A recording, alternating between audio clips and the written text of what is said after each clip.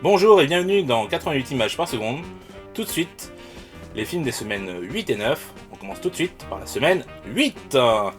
Tlames, un film esthétiquement très réussi avec un savoir-faire technique, mais l'histoire n'a ni queue ni tête, et très ennuyeuse. Je ne recommande pas. 3 sur 10. Wait Season, un long métrage des plus classiques sur une romance prof-élève. Le film est bon mais n'apporte rien au genre. De plus, on voit forcément certaines situations venir. Bref, c'est sympathique mais pas révolutionnaire. 6 sur 10. 10 jours sans maman. Un feel-good movie de qualité sur les difficultés à être parents, de bons parents qui soient à l'écoute de leur famille, de leurs besoins, de leurs envies. C'est bien plus profond que ne le laisse penser la bande-annonce, c'est très sympa. 7 sur 10. Amare Amaro. Librement inspiré d'Antigone, ce drame est réussi, dommage que cela finisse ainsi pour les personnages, mais ça ne rend l'histoire que meilleure. Le long métrage bénéficie également d'une belle ambiance et d'un comédien principal charismatique, 7 sur 10. Lettre à Franco. Après une série de longs métrages aux États-Unis, Alejandro Amenábar revient en Espagne et nous livre une page d'histoire sur le pays où il a grandi, qui ma foi est fort intéressante et que l'on méconnaît malheureusement. Bref, un bon film, 7 sur 10. Le cas Richard Jewell. Une histoire sur la déchéance d'un homme qui évoque celle de la chasse. Clint Eastwood reste cependant trop à la surface, là où dans la chasse on voyait tout le monde lui tourner le dos et ce que cela impliquait pour lui émotionnellement.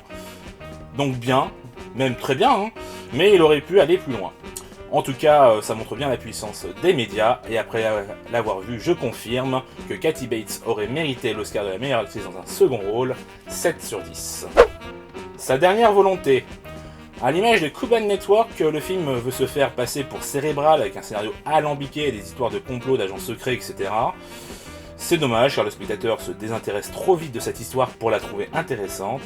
Heureusement que le personnage de Anna Thaoué est là pour nous replonger dans son métier de journaliste en quête de vérité, sans quoi le film perdrait tout intérêt. Le reste du casting est plutôt bon, même si on ne comprend pas ce qu'ils font ici. 5 sur 10. Le film de la semaine, le cas Richard Jewell, le nouveau Clint Eastwood. Eh ben enfin, Clint Eastwood revient à un bon film, ça fait du bien, parce que dernièrement c'était pas vraiment ça. Hein. Moi je trouve qu'il est vraiment en baisse depuis J. Edgar. Et bon, alors c'est pas l'un de ses meilleurs, mais on retrouve un très bon film avec un sujet prenant et par contre on sent quand même que va pas assez en profondeur des choses, comme je l'ai dit. Donc voilà. Mais je vous le recommande chaudement, je pense que ça peut vous plaire. Donc allez voir le cas Richard Jewell. Semaine 9. Lara Jenkins. Le film évoque la pianiste de Haneke, mais à mes yeux plus réussi, maintenant son spectateur dans une tension permanente, où on a l'impression que la situation peut éclater à tout moment. L'actrice principale, Corinna Harfouch, porte le film et arrive à nous être empathique malgré son caractère des plus détestable. C'est là où le film est meilleur à mes yeux, 7 sur 10. Mais jour de gloire. Je pense que ce film résonnera chez nombre de comédiens qui n'ont pas bercé, c'est un peu mon cas, donc forcément ça me parle. C'est drôle et on a de l'empathie pour ce personnage qui n'a jamais connu l'amour. Je trouve juste le choix de Vincent Lacoste un peu risqué, mais finalement ça marche. 7 sur 10. Dark Waters, un film qui démontre parfaitement que le système est corrompu et qu'il préserve les puissants. Peu importe les preuves, peu importe le mal qu'ils aient commis et qu'ils commettent encore. Spoiler, attention, spoiler, hein, je l'ai dit 2 fois. Alors oui, à la fin, la grosse entreprise paye pour ce qu'elle a fait, mais même pas le coût de ce que leur a apporté un an de production de ce produit. Alors que l'on a prouvé qu'ils étaient au courant de ces effets depuis 40 ans, et aujourd'hui ces mêmes schémas se répètent et on continue d'accepter cela sans broncher, bref, 7 sur 10. Lucky. Loin de la poilade qu'était Dickeneck, Lucky arrive tout de même à divertir son spectateur. Il y a une pléiade de comédiens vedettes et une histoire simple mais efficace.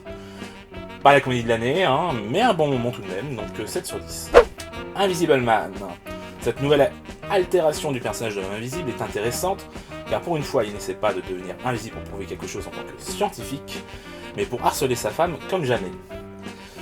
Passé quelques éléments pas vraiment crédibles, le film tient bien la route, notamment grâce à la performance de Elisabeth Moss, qui tient véritablement le film sur ses épaules, 7 sur 10. Judy. Un biopic dramatique sur le passé d'une artiste que l'on connaissait finalement assez peu. Les scènes avec le producteur Louis B. Mayer sont glaçantes. Je pense qu'après avoir vu ce film, on ne peut plus regarder Le Magicien d'Oz de la même façon, 7 sur 10. Tous nos jours parfaits. Plus qu'un film sur le deuil, plus qu'une romance, c'est avant tout un hymne à la vie que nous avons à faire. Un joli teenage movie Netflix que je vous recommande si vous avez déjà eu des idées noires, 7 sur 10. Voilà. Le film de la semaine est Dark Waters, une histoire qui aurait pu ne pas voir le jour finalement, vu que ça s'est joué à très peu de choses. Encore une fois, ce genre de choses existe encore et toujours aujourd'hui, hein, il faut pas se leurrer, et partout on nous empoisonne à longueur de temps. Mais bon, hein, comme c'est plus facile d'aller au supermarché du coin que chez l'agriculteur, hein, voilà. Bref, c'est compliqué, hein, on va pas refaire le monde, mais en tout cas un film très intéressant que je vous recommande, allez-y, Dark Waters. Voilà, c'est tout pour les films des semaines 8 et 9. Je vous invite à me rejoindre sur Discord. À la prochaine, ciao!